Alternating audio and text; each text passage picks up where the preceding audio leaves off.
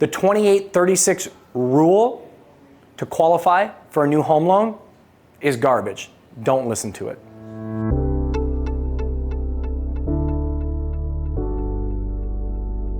For any first-time home buyer or someone considering selling a home, you may hear the expression 28-36, which in financing, when it comes to qualifying for a home, means a 28% front-end debt ratio, that's your housing debt ratio, and a 36% back-end ratio, which is your entire debt.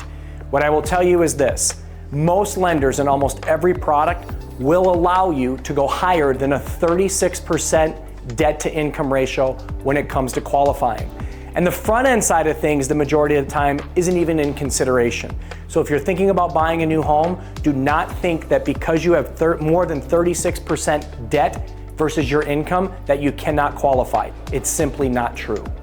So the 28-36 rule that has been around forever when it comes to being able to afford your new home simply means this. When you go to get pre-qualified, there is a front end ratio and a back end ratio.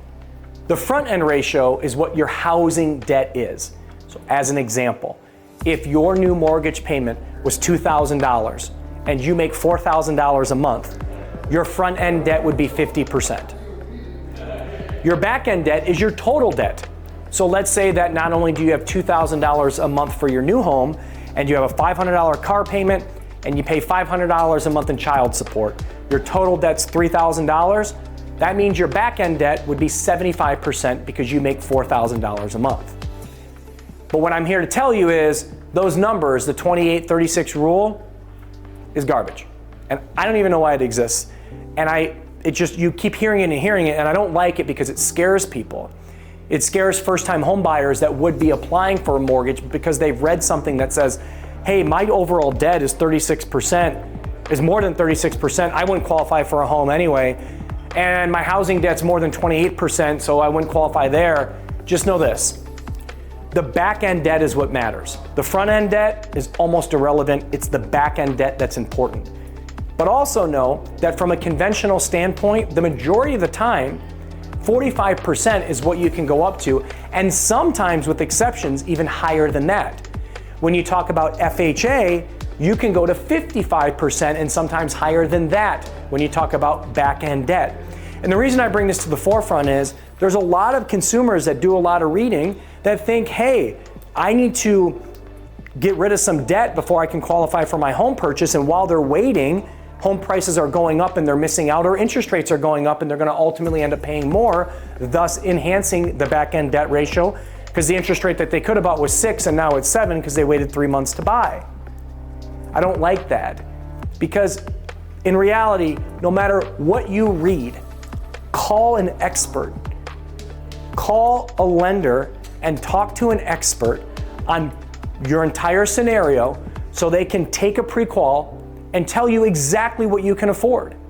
Everybody buying a home should start with the pre-qual. Everybody.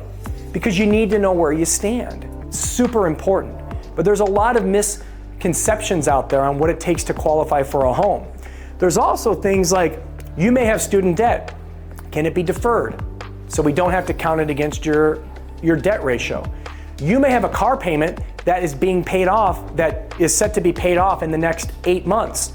Well, we don't have to count your car debt, because if it's less than, I think it's 10 or 12 months, whenever it is, you can exclude that debt. If you have non-taxable income, your lender can gross up that income.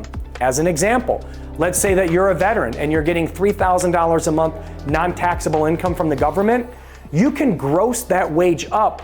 I think it's by 0.125, or it used to be, but regardless, you actually get more credit for that income because you're not taxed on that income. The moral is, there are a lot of ways to figure out a way to get somebody approved for a home loan. And the reality also is, don't believe what you read.